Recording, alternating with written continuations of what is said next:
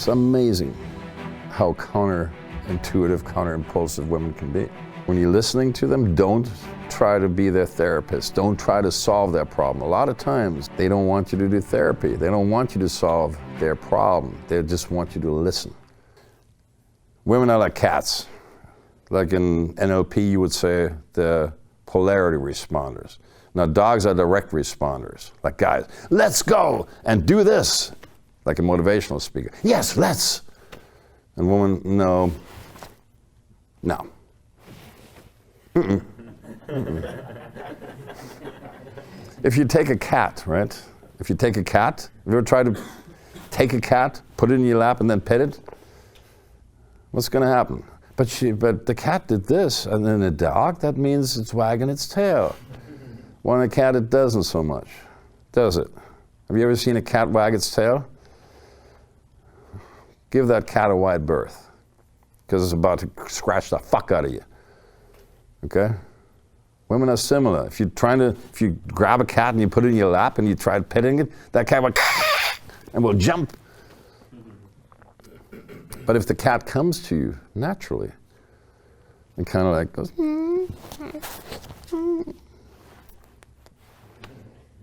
no, go away.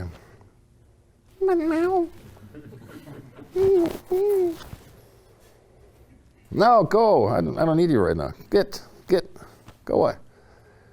They'll keep coming back. They'll jump on your lap. They're polarity responders. They do the opposite of what you want them to do. If you tell them to do something, they'll not. If you tell them to not do something, they will. Just out of spite. They're little spiteful little creatures. Cats, I mean. I'm not talking about anything else. But they are hardwired to follow a man's lead. And even if they're like telling you to fuck off, they actually, ironically, still followed your lead. It's just that you sent them the wrong message. They are following your lead always. Even hardcore feminists will always follow your lead, just not in the way that you think they are. You actually told them to do this in so many ways between the lines. I know this is a little counterintuitive, but whatever they do, you kind of told them to do that. Just like when you're ordering stuff from the universe. When you're coming from total lack, the universe say, screw you. You're not getting it. Just for women. When you want something from a woman, you need it from a woman, she's not going to get it. But if you could take it or leave it, chances of them, well, wait a minute, why does this guy not want me? I cannot believe this guy does not want me. Every other guy I've ever met wanted to fuck me, and what's wrong with this guy? He doesn't, I must find out why he doesn't want to sleep with me. That's never happened to me before. It's amazing what that can do. Now there's a difference between outcome indifferent and outcome independent. But even there, now outcome indifferent is you don't give a fuck, you truly don't. Outcome independent means you can take it or leave it. Yes, you would prefer her to be with you and sleep with you, but again, you can take it or leave it. And again, when I do that, when I'm kind of like ambivalent about this, sometimes it actually does the opposite. I'm usually fairly straightforward and direct, but with some women I'm like, yeah, get away. Go away, kitty, go away, go away. I must have him. He told me to go away. I must now have him. I've never been turned down. You can never deny me sex. I must now have this guy. It's amazing how counterintuitive, counterimpulsive women can be. They do want guidance, but they don't want therapy.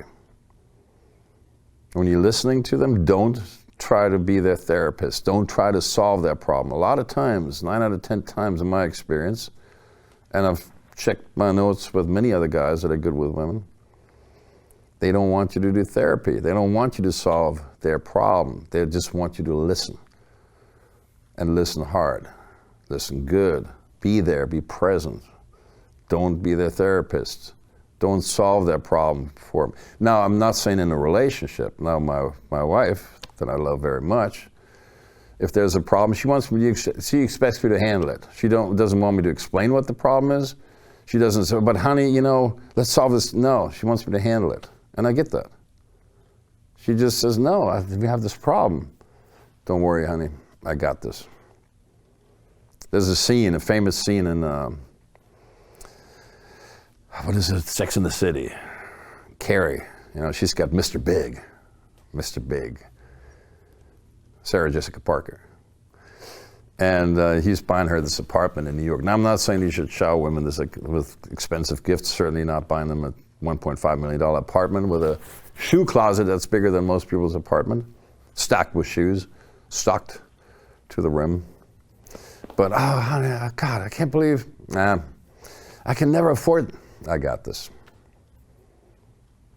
Now, I always pay for a meal. I'll never let the woman pay. I don't go half and half, what's called Dutch, which comes from Deutsch, meaning Germans are considered stingy, like they don't tip. But that said, I don't do it because I want something from a woman. I'm not trying to buy her. I'm not trying to buy her sex from her by, you know, buying her dinner. It's a gesture of, I would do it by myself. I would go out by myself and eat dinner. She's welcome to come along for the ride. But it's a gesture of dominance if I pay for her. I would never let a woman pay, ever. Not because I'm a provider who's needy. It depends on where you're coming from on the inside. And they know that, they can smell that. A mile upwind, they can smell this. If you're doing it to get something from her, or if you're just doing it naturally, out of your generosity, because you're the man. You the man.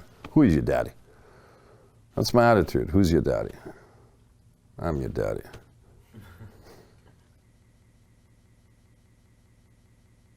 They don't want to be life's purpose. They don't want to be your number one. They don't be everything. We already talked about this in life's purpose. They want to be taken on an adventure, but they don't want to be the adventure. They want you to have a life's purpose. They want you to be able to take them or leave them. My wife always says, well, I need you, but you don't need me. I said, oh no, I need you. The funny thing is, the more I say this, the less she believes it, which is kind of like a reverse psychology tactic. Not that I'm actually using it that way, but it works that way, whether I want it or not. It's funny because they never want to own you. Well, they think they do.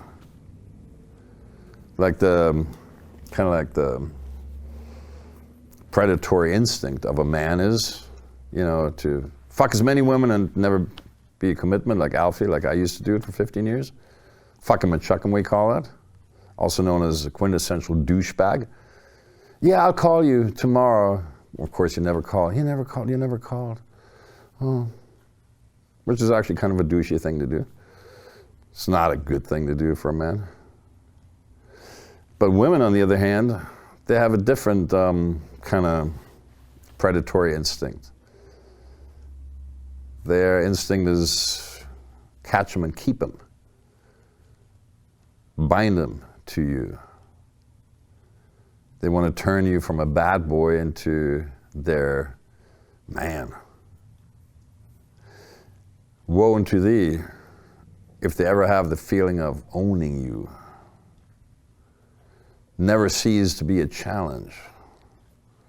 I remember I saw this with my own two eyes. My house in the Black Forest. I saw a cat kill a mouse, chase it forever, then it killed it. And then when the cat was like, kind of like Simon's cat, like,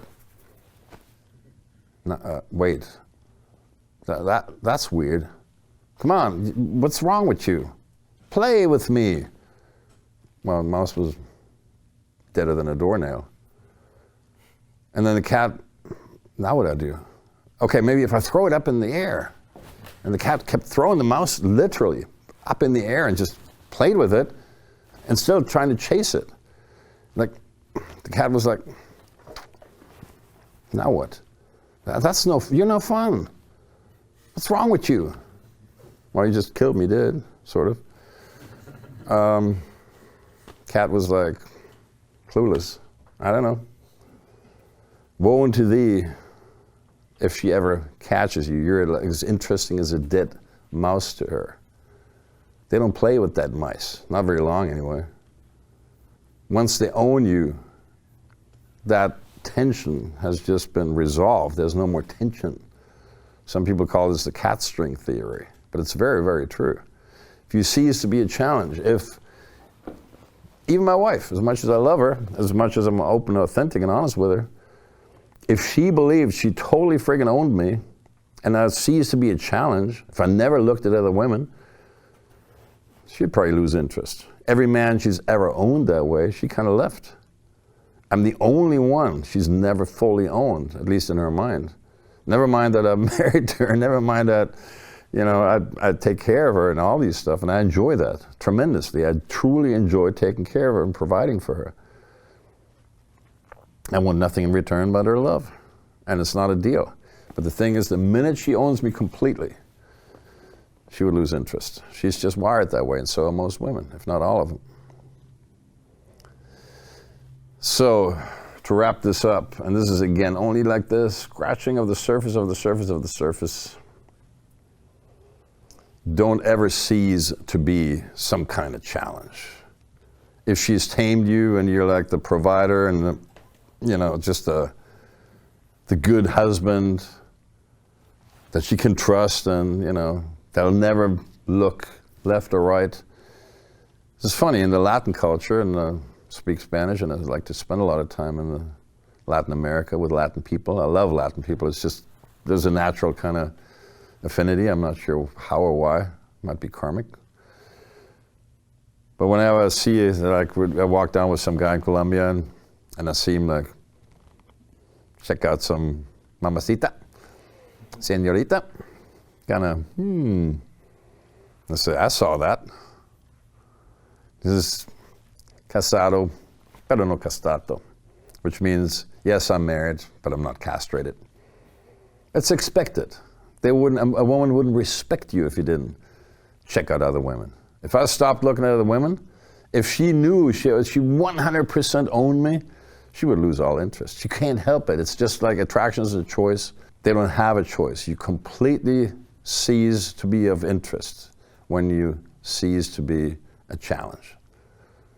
Don't be that guy. Stay interesting.